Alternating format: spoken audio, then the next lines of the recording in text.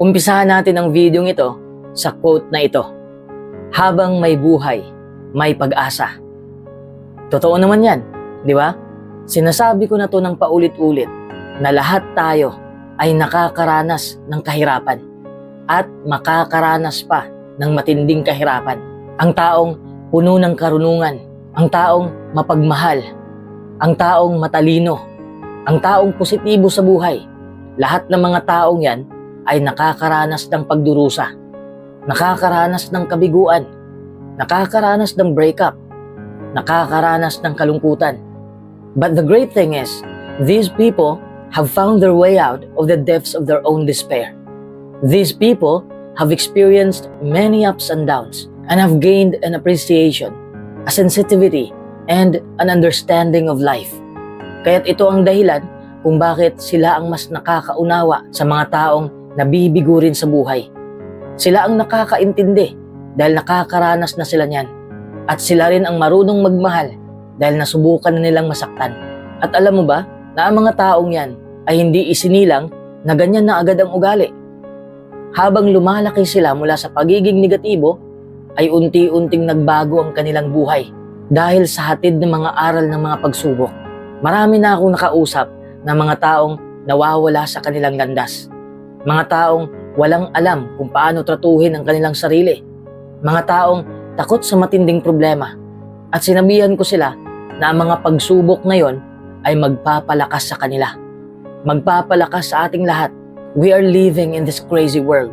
Pati ako binabangga ng maraming pagsubok. Ilang beses na rin akong lumuhod, humiga, nadapa, umiyak. Minsan nga may mga araw na kini-question ko ang Diyos kung bakit hinayaan niya lang akong nahirapan. At normal lang lahat yon. May gusto kong ibahagi sa inyo na Bible verse na may tao rin na nahihirapan ng sobra at kini-question niya ang Diyos. Basahin natin ang Habakuk 1, 2 at 3. O aking Diyos, hanggang kailan ako hihingi ng saklolo at hindi mo ako diringgin? Hanggang kailan ako makikiusap na iligtas mo ako sa karahasan at hindi ka kikilos? Bakit mo ipinapakita sa akin ang kasamaan? At bakit mo hinahayaan ang pang-aapi? Bakit nasa harap ko ang pagkawasak at karahasan? At bakit laganap ang pag-aaway at labanan? Kita mo yan? Hindi lang tayo ngayon ang nahihirapan. Simula pa noong unang panahon. Pero mas lalo lang tumitindi ang problema ngayon. But here's the thing. Sa katotohanan lang tayo. Kapag tinamaan tayo ng mahihirap na sitwasyon, yung sitwasyon na mahirap talagang banggain, ikaw lang ang magdidesisyon. Magpapatalo ka na lang ba? O gagamitin mo ito upang mas lalo kang tumatag? The choice is yours to make. Kaya ngayon, gusto kong ipaalala sa'yo na may magagawa ka pa kahit sobrang nahihirapan ka na at kahit gusto mo nang sumuko. Pero bago po natin ipagpatuloy ang video ito, gusto kong ipabot ang aking pasasalamat kay Jemima Olidiana. Natutuwa po ako dahil may positibong impact sa buhay mo ang mga videos na pinapanood mo. Maraming salamat sa araw-araw mong panonood. Maraming salamat din kay Anthony Serapion. 2019 ko ginawa ang channel na ito at sinubaybayan na pala ako ni Sir Anthony mula pa noong simula. Maraming salamat din kay Claire Igkas dahil itinuring niya akong kakampi sa buhay. Pero mas kakampi po natin ang Diyos. Ilagay po natin ang Diyos sa sentro ng ating buhay. Maraming salamat po sa iyong napakagandang komento. Number 1. Ang kaligayahan at kalungkutan ay parte ng ating buhay. Tandaan mo yan. It helps you grow. Marami kasing mga tao na humihiling na sana'y parang rose and butterfly na lang ang buhay araw-araw. Yung magandang buhay. Tama nga naman, humiling ka ng rosas. Pero hindi mo ba napansin na ang rosas ay may mga tinik din? Ang paru-paro ay maikli lang ang lifespan. Yan kasi tayo eh. Gusto nating madali lang lahat. Yan ang dahilan kung bakit mas lalo tayong nahihirapan. Wala kasi tayong matutunan sa madaling bagay. So many of us are afraid of ourselves, afraid of our own truth, and afraid of our feelings.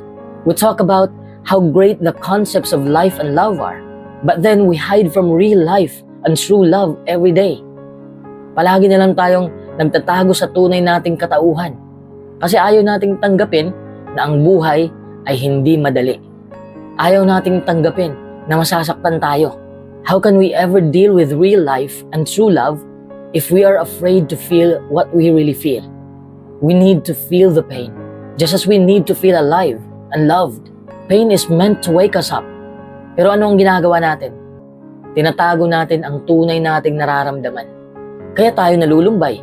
Hindi kasi natin inilabas ang ating nararamdaman.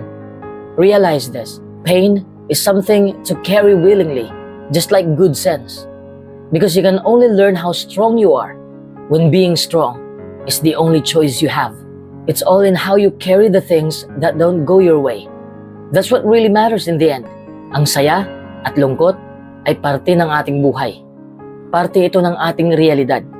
If you hide your pain, you're letting the lies of insecurity destroy your reality.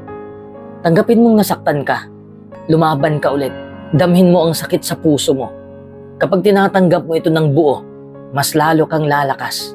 Number 2, ang buhay ay gulong ng palad. Isa ito sa mga pinakagusto kong kanta. Gulong ng palad. Minsan nasa itaas tayo. Minsan bumabagsak tayo. And it's really okay. Kapag hiniling mo lang na maganda ang takbo ng iyong buhay sa lahat ng oras, para mo na ring hiniling na sana'y hindi na gumabi pa. Malabong mangyari ang kahilingan mo. Kahit ano pa ang gawin mo, hindi mo mapipigilan ang hampas ng alon sa buhay mo. Tandaan mo to, ang alon ay tumataas at bumababa rin. Ganyan na ganyan ang cycle ng buhay. Tanggapin mo ang katotohanan yan. Bumitaw ka na sa ilusyon mo upang maging matiwasay ang buhay mo. It becomes clear that life's ups requires life's downs. Sa madaling salita, walang perpektong buhay. Pero napakaganda pa ring mamuhay. Our goal shouldn't be to create a perfect life, but to live an imperfect life in radical amazement. Yun bang pagising pa lang natin, ramdam na natin kung gaano kaganda ang nilikha ng Diyos. Everything in this universe is extraordinary. Every day is a gift. Kaya't huwag mong hayaan na ang problemang ito ang tatalo sa'yo. Huwag mong hayaan na ang matamis mong buhay ay mapapalitan ng pait habang buhay. Change your thoughts and change your reality. And mindset is especially powerful when it comes to accepting that. Number 3, ang takot ay nagsisimula sa isipan. Naramdaman mo naman ito, di ba? Takot ka sa iyong kinabukasan. Takot ka sa mga bagay na hindi pa nangyayari. At ang nakakatawa pa dyan, hindi lahat ng inaakala mo ay mangyayari. Pinaglalaruan ka lang ng isipan mo. Ang takot na yan ang pumipigil sa'yo. You can't take another step because the lies of fear stop you. Mas binibigyan mo ng kapangyarihan ang takot, kaya ito'y lumalaki na at nagiging anxiety. But you know what? Fear is not as powerful as it seems. Fear is only as deep as your mind allows. You are still in control. So take control. Kaya't kailangan mong harapin ang iyong takot. Kapag hindi mo ito lalabanan, palagi kang matatalo nito. Dahil ang kalaban mo ay ang isipan mo. Hindi mo ito mahahawakan. Hindi mo ito masasapak. The key is to acknowledge your fear and directly address it. Fight hard to shine the light of your words upon it. I guarantee you can beat fear if you face it. Be courageous. And remember, courage doesn't mean you don't get afraid. Courage means you don't let fear stop you from moving forward with your life. Number 4, ang karanasan mo ang magpapaunlad sa'yo. Dahil sa mahirap na karanasan ni Manny Pacquiao, nagtatagumpay siya. Si Bill Gates, Steve Jobs, Mark Zuckerberg, Henry C. at marami pang iba. Kung babasahin mo lang ang kanilang tunay na kwento, mas lalo kang gaganahang mamuhay. Because the truth is, you are growing through experience. Good things pass, as well as bad things. This is what makes life so interesting. With a positive attitude, you will always be pleasantly surprised. Stop expecting things to be great. Just appreciate them for what they are. At hindi lahat ng kagustuhan mo ay makukuha mo. Minsan masusungkit mo ang mga bagay na hindi mo inaasahan. Masasaktan ka sa pangyayaring yan, but turn that into wisdom. You have to accept what has happened and use what you've learned to step forward. Number 5, mag-focus ka lang sa ngayon. May marami pa ring tao na kumukontra sa aral na to. Sabi kasi nila, kaya raw walang nararating ang tao kasi hindi nila iniisip ang kinabukasan nila. Pero sa totoo lang, hindi mo maaayos ang iyong kinabukasan kung wala kang pakialam sa buhay mo ngayon. Kasi ang bukas ay magiging ngayon. Hindi mo ba nakuha ang punto? Pagising mo bukas, ito'y magiging ngayon. People don't realize this. The future is always now. Gawin mo lahat ngayon upang mahuhulma nito ang iyong kinabukasan. Life is not lived in some distance. It is lived here and now with the reality of the way things are. Yes, by all means, you can work toward an idealized tomorrow. Yet to do so, you must successfully deal with the world as it is today. Sometimes we avoid experiencing exactly where we are because we have developed a belief based on past experiences that it is not where we should be or want to be. But the truth is, where you are now is exactly where you need to be to get to where you want to go tomorrow. So appreciate where you are. Sa bawat pagising mo, magpasalamat ka dahil buhay ka pa. Huwag kang matakot sa panibago na namang pagsubok. Much of what you fear does not exist. Happiness is a mindset that can only be designed into the present.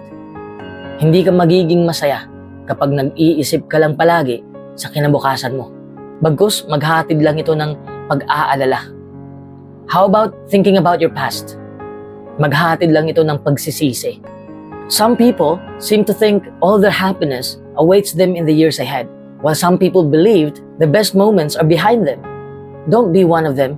Huwag mong hayaang mawala ang focus mo sa ngayon. Dahil lang sa kakapokus mo sa araw na hindi pa dumating at sa kakapokus mo sa nakaraan na hindi na maibabalik. Number 6. Marami kang mapapasalamatan. Hindi ka ba magpapasalamat na kahit sa kabila ng pasakit sa buhay, ay buhay ka pa rin? Hindi ka ba natutuwa na may nagmamahal pa rin sa'yo?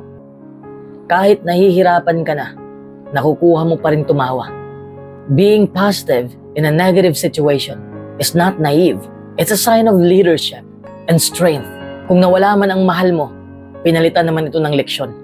Kung sinubok ka man ng panahon, hatid naman ito ay ang kalakasan. Kung pakiramdam mo ay walang nagmamahal sa'yo, isipin mo ang trilyong selula sa loob ng katawan mo. Palagi silang nagtatrabaho para mabuhay ka lang. May irereklamo ka pa ba? May trilyon kang kakampi sa buhay at ibinigay yan ng Diyos para sa'yo. Be thankful for all the small things in your life because when you put them all together, you will see just how significant they are. Ang problema lang kasi sa atin ay magpapasalamat lang tayo kung may mangyayaring maganda sa ating buhay at kung nagtagumpay na tayo sa buhay. Huwag nating kalimutan ang maliliit na bagay na nasa sa atin na. Number 7, magpursigi ka lang. Walang dahi-dahilan. Walang pero-pero. Huwag mo lang madaliin ang bagay. Pagdaanan mo muna ang proseso. Great things take time. With patience, you can greatly expand your potential. Ang pangit naman kung bukas, agad-agad makakamit mo na ang tagumpay. Di ba? Ang Diyos nga hindi nilikha ang lahat sa isang araw lang. Kahit alam natin kaya niyang gawin yun. Pero hindi ibig sabihin na ang mahabang pasensya ay mahabang paghihintay, na nakatunganga ka na lang sa kakahintay. Patience is the ability to keep a good attitude while working hard for what you believed in. It's the willingness to stay focused, confidently taking one small step at a time. Walang elevator sa tagumpay. Lahat tayo ay naghahagdan. Number 8. Matuto kang mamuhay ng mag-isa. Ibig kong sabihin, huwag kang maghintay kung ano ang idinidikta ng ibang tao sa'yo. O kaya gumagawa ka lang ng kamanghamanghang bagay para lang magpa-impress. Ganyan kasi ang karamihan eh. Kapag may nakamit na, gustong-gustong ipagyabang sa iba. Pero para sa'yo, ano ba ang dahilan mo kung bakit mo ipapakita sa ibang nakamit mo? May mga tao ring tumulong pero pinopost naman sa social media para lang makaani ng respeto. To be honest, mas pinapa-impress pa nila ang tao kaysa sa Diyos. Huwag mo silang tularan, okay? Kasi alam mo, kahit hindi mo na ipapaalam sa iba mga nagawa mo, alam ng Diyos ang lahat ng kabutihan mo. I want you to remember this. You are not in this world to live up to the expectations of others, nor should you feel that others are here to live up to yours. Dumaan ka sa sarili mong landas. May iba't iba tayong daan sa buhay. Iba't iba tayo ng kahulugan sa tagumpay. Success is ultimately about spending your life happily in your own way. You don't have to be flashy to be impressive. You don't have to be famous to be significant. You don't have to be a celebrity to be successful. Alam mo ba, kahit ganyan ka lang kasimple, ay napakalaking halaga mo na sa mundong to. You just need to believe that and also believe in yourself. Manatiling magpakumbaba dahil balang araw, iaangat ka ng Diyos. Hindi dahil wala kang tagahanga ay wala ka na rin kwenta. Maraming sikat na tao pero sobrang depressed naman. Ibig sabihin lang yan, hindi ka sikatan ang kailangan mo. Number 9, hindi ka nag-iisa. Dito talaga tayo nasasaktan eh. Ewan ko kung bakit ibinabase natin ang kaligayahan kung may kasintahan tayo. Ibig sabihin na hindi mo kayang sumaya mag-isa. Gusto ko lang malaman mo, hindi naman tayo nag-iisa. God will always send someone. Maghintay ka lang sa blessing niya. Kung tungkol naman sa mga problema mo, hindi ka rin nag-iisa. Sa kalagitnaan ng malupit na sitwasyon, mas madali mong maisip bakit ako lang ang nagkakaganito. Bakit ang iba ay okay lang? Bakit ako hindi? Ganito rin naman ako noon. Normal lang naman ito sa mga tao. But the truth is, we are not alone in this game of life. We are all struggling in our own way. Ang dahilan kung bakit hindi natin alam ang problema ng iba, ay hindi naman nila pinapublic ang kwento nila. Siguro kung sasabihin lang nila sa atin ang problema nila, masasabi mo rin, hindi ka pala nag-iisa. Lahat tayo ay lumalaban sa iba't ibang pagsubok. Ang iba'y lumalaban sa kanilang physical na karamdaman. Ang iba'y lumalaban sa kanilang mental disorder. Ang iba'y lumalaban para makamove on. Ang iba'y nauuhaw sa spiritual. We are all in this together. No matter how embarrassed you feel about your own situation, know that there are others out there experiencing the same emotions. Kapag pakiramdam mong ikaw lang ang nahihirapan, isipin mo na may mas nahihirapan pa sa'yo. Kung desperado kang marinig kung meron ba talagang mas namumroblema pa sa'yo, pakinggan mo ako. Nakakaramdam din ako ng kalungkutan. At kung saan-saan lang tumatakbo ang aking isipan, pareho lang naman tayo. Pareho tayong tao. Pareho tayong may emosyon. Pareho tayong may iba't ibang iniisip. I care about many of the things you care about. Just in my own way, kahit naiintindihan kita. Tandaan mo to palagi. Kung matindi ang iyong problema, dapat mas matindi ka pa sa problema mo. Huwag mong hilingin na gumaan ang buhay mo. Hilingin mo sa Diyos na bigyan ka niya ng sapat na lakas upang malabanan mo ang lahat ng mabibigat na problema.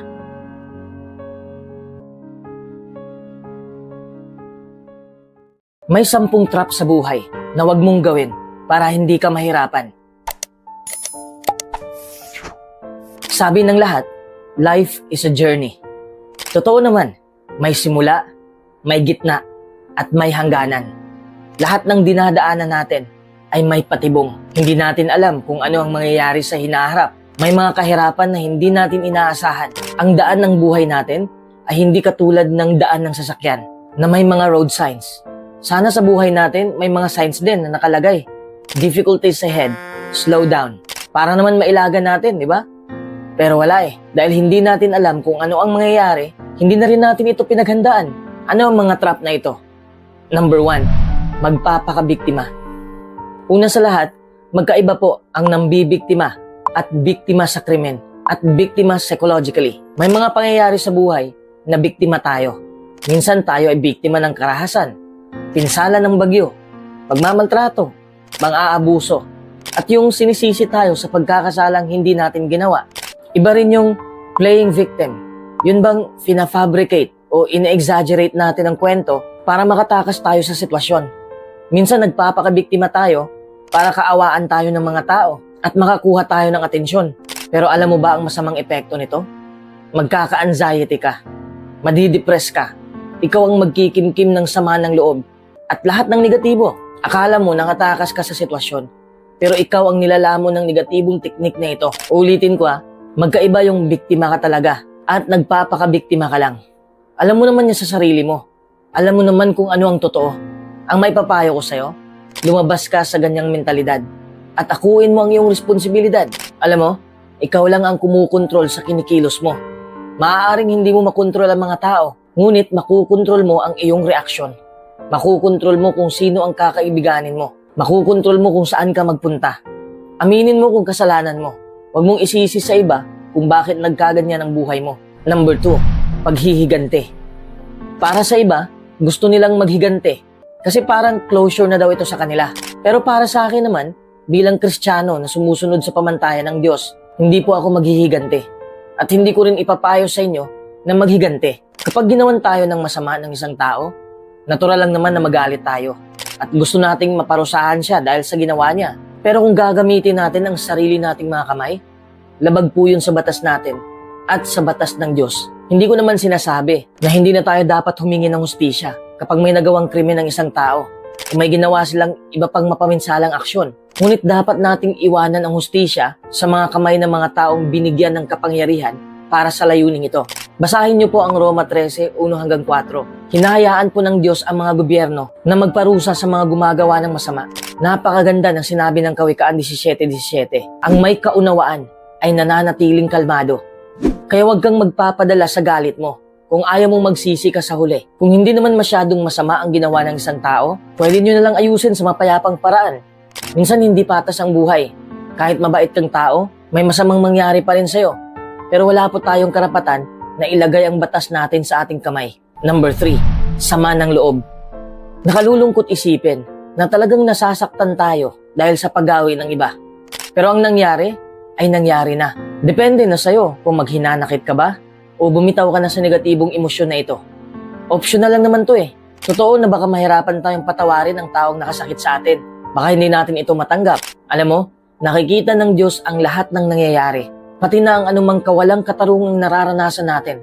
At ang pagdurusang dulot nito, hinding-hindi niya hahayaang maging dahilan ang kapighatian o pagdurusa o ano paman para mahiwalay tayo sa pag-ibig ng Diyos. Kaya alisin natin ang ating sama ng loob at patawarin natin ang mga taong nagkasala sa atin. Ang pagpapatawad ay hindi pagkonsinti. Kapag pinapatawad natin ang mga nakagawa sa atin ng mali, hindi ibig sabihin ito na minamaliit, ipinamamatuwid, ipinagdadahilan o kinukonsinti natin ang ginawa nila.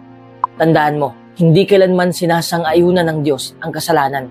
Pero pinapatawad niya ito kung may basihan. Tayo rin naman ang nakikinabang kapag hindi tayo nagkikimkim ng sama ng loob. Paano? Halimbawa, dumampot ka ng isang malaking bato at hawak mo ito habang nakaunat ang braso mo.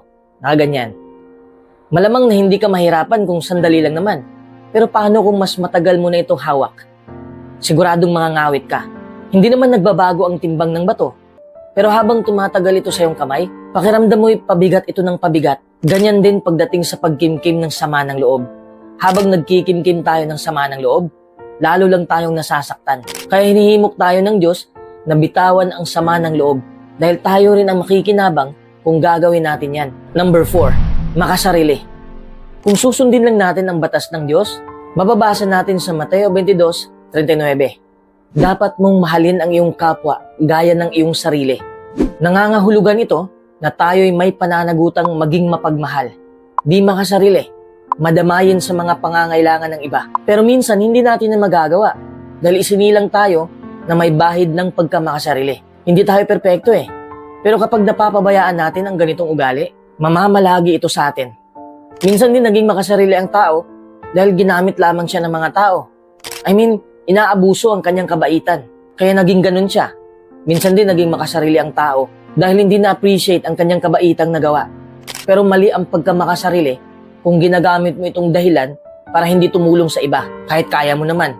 Inaangkin pa nga ng mananaliksik na ang mga nagsasakripisyo para sa ibang tao ay nagtatamasa ng mga pakinabang sa kalusugan. Minsan kasi sumobra na ang ating pag-self-care. Umabot na sa punto na wala na tayong pakialam sa iba. But life is not just about ourselves. It's also about what we bring to others. It's about our contribution that betters the lives of others. Kaya ugaliin mo ang pagbibigay. Kapag lumilitaw ang bahid ng iyong pagkamakasarili, alalahanin mo ang sinasabi ng Biblia. Sa unang Korinto 10:24, patuloy na unahin ng bawat isa ang kapakanan ng ibang tao, hindi ang sarili niya. Ngunit upang makatulong tayo sa iba, kailangan nating ilipat ang ating focus palayo sa ating sarili. Dapat tayong tumingin sa labas, gayon din sa loob. Sa paggawa nito, tatamuhin mo hindi lamang ang pakikipagkaibigan ng iba, kundi ang pagsang-ayon ng Diyos na kataas-taasan. Number 5, makipagtalo. Tayong lahat naman ay lumalaban. Ayaw nating matalo tayo, lalo na sa mga argumento, lalo na sa mag-asawa na hindi makapag-usap ng mahinahon. Mahalagang malaman kung ano ang iyong pinaniniwalaan at kung bakit mo ito pinaniniwalaan. Upang malaman mo kung saan ka lumugar, dapat nating maipahayag ang ating paniniwala sa iba't ibang issue at ipaglaban natin ito ng may malinaw, matibay at logical na mga argumento. Pero hindi naman natin kailangang manalo. Hindi rin sa lahat ng oras ay tama tayo. May panahon kasi na magkakaiba ang ating pananaw sa ilang bagay. Ano man ang dahilan ng pagtatalo ninyo, pwede itong makasama sa kalusugan. Isipin mo nga, malaking bagay ba talaga ang pinagtatalunan ninyo? Hindi ba pwedeng palampasin na lang ito? Kung minsan, alang-alang sa kapayapaan, baka mas mabuting tanggapin na magkaiba kayo ng pananaw at takpan na lang yun ng pag-ibig. Kapag nakita ninyong maliit na bagay lang pala ang pinagtatalunan ninyo, mag-sorry sa isa't isa at kalimutan na yon. Kapag nakipagtalo ka dahil lang sa layunin mong manalo sa argumento, sa halip na matuto mula sa argumento, para ka lang mangmang. Number 6, takot sa masasabi ng iba. Ganito ako noon eh. Ayokong gawin ang gusto ko dahil takot ako sa opinion ng iba. Takot ako kung gusto ba nila ang ginagawa ko o hindi. Pero ngayon napagtanto ko na kahit anong gawin mo sa buhay, may masasabi pa rin sila. Noon nga na wala pa akong pera, sinasabihan ako na wala akong alam sa buhay, na para daw akong inutil. Ngayong natuto na akong dumiskarte, nagkakapera na ako. Sinasabihan naman akong mayabang, hindi raw madadala ang pera ko sa kamatayan. O di ba? Bagay ito sa kanta ni Juan Carlos. Nakakaputang ina. Kapag kasi palagi tayong takot sa sasabihin nila tungkol sa atin, mas stuck up tayo sa buhay na hindi natin gusto.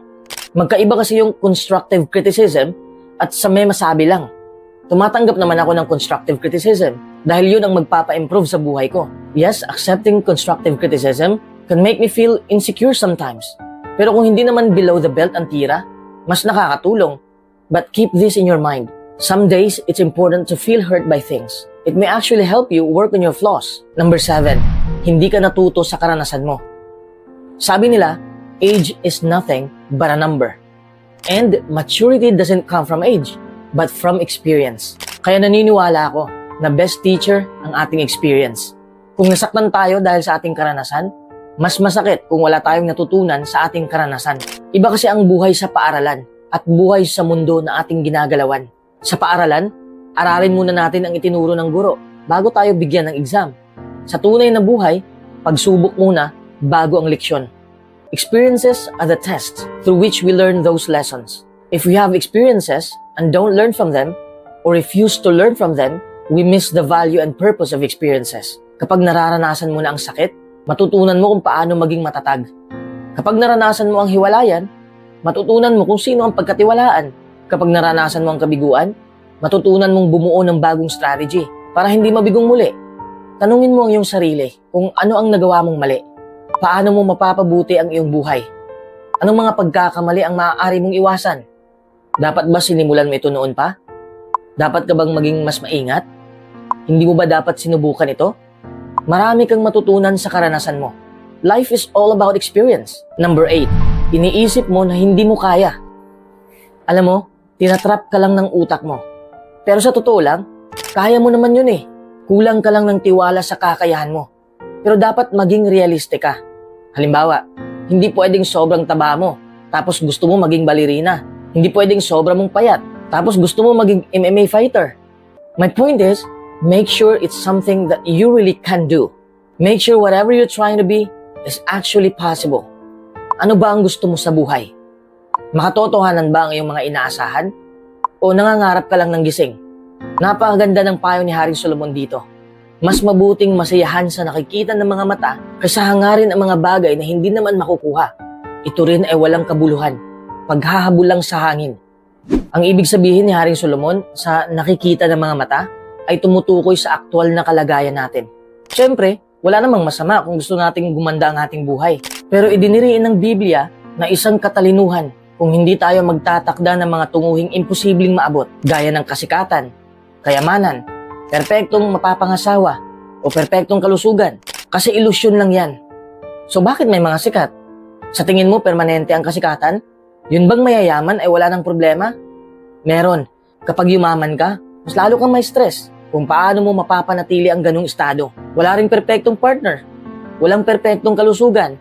Yan ang sinasabi ni Haring Solomon na paghahabol lang sa hangin at ito'y walang kabuluhan. Ang punto lang dito ay dapat makatotohanan ang tunguhin mo.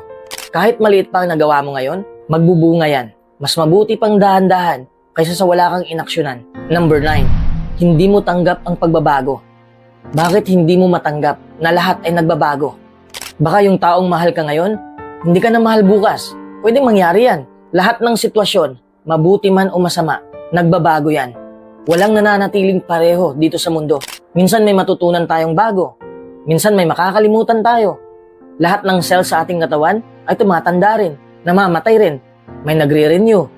Akala natin malayo pa tayo sa hantungan, pero papalapit na pala tayo.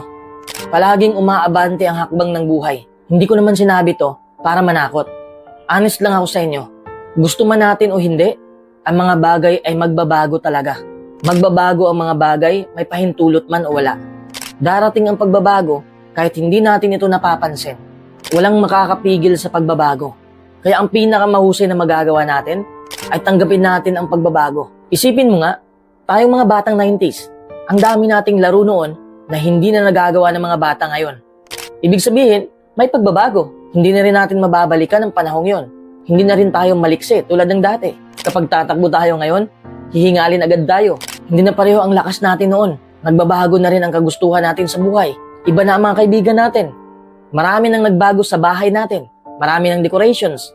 Ito ang sabi ng Ecclesiastes 9:11. Lahat sila ay naaapektuhan ng panahon at di inaasahang pangyayari. Pero huwag kang matakot. Hindi naman lahat ng pagbabago ay masama. May pagbabagong akala natin ay masama. Pero kapaki-pakinabang pala. Matuto kang makibagay sa pagbabago. Mas mabuting tanggapin ang realidad kaysa sayaang mangibabaw sa atin ang negatibong mga kaisipan. Dapat tayong maging komportable sa pagtanggap sa kung ano ang nagbago. At huwag na tayong magreklamo tungkol sa kung ano ang hindi maiiwasan. At hindi natin masasala. Kahit hindi ka natutuwa sa pagbabagong natamo mo, tanggapin mo lang at masasanay ka rin. Number 10, gusto mo perpekto. Lagi ka bang nagsisikap ng husto na gawin ang iyong pinakamabuti? Maliwanag, ang paggawa mo ng gayon ay maaaring maging kapaki-pakinabang sa'yo at sa mga nakapaligid sa'yo sa maraming paraan. Sa kabilang panig naman, naging labis-labis naman ang paggawa ng ilan sa mga bagay-bagay at naging mga perpeksyonista. Ano ba ang ibig sabihin nito? Ang isang kahulugan ng salitang perpeksyunismo ay isang disposisyon na ituring na hindi ka nais-nais ang anumang bagay na hindi perpekto. Malamang na may nakilala ka ng tao na may ganyang disposisyon. Makikita mo na ang labis-labis na mga kahilingang itinakda nila sa iba ay maaaring pagmulan ng maraming problema. Ano pat lumilikha ng kapaligiran ng kawalang kasiyahan at pagkasira ng loob. Kinikilala ng karamihan sa mga taong may balansing pananaw na talagang hindi ka nais-nais ang perfeksyunismo sa diwa ng labis-labis at di makatwirang mga kahilingan sa lahat ng bagay sa buhay. Dapat itong pagtagumpayan. Subalit, isang problema kapag ang nasasangkot ay ang atin mismong saloobin o disposisyon. Ano pat maaaring mahirap makilala ang hilig tungo sa gayong perfeksyunismo. Kaya isang hamon na pagtagumpayan ito. Tandaan mo, kahit anong gawin mo, hindi ka magiging perpekto. Practice makes perfect. No, practice make you excellent. Sinama ko ang perfectionism sa listahan.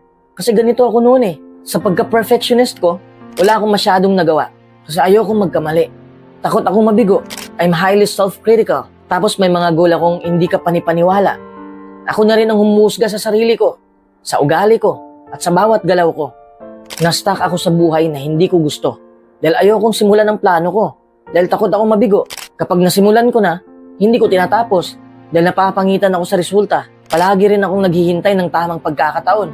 Palagi akong nakapokus sa resulta, hindi sa mga ginagawa ko. Understand that there's no such thing as perfect. Kasi wala namang makakapagsabi kung ano ang perpekto. Hindi nga tayo perpekto eh. People are certainly entitled to their own opinions, but you don't have to take their opinions if you don't find they serve you well.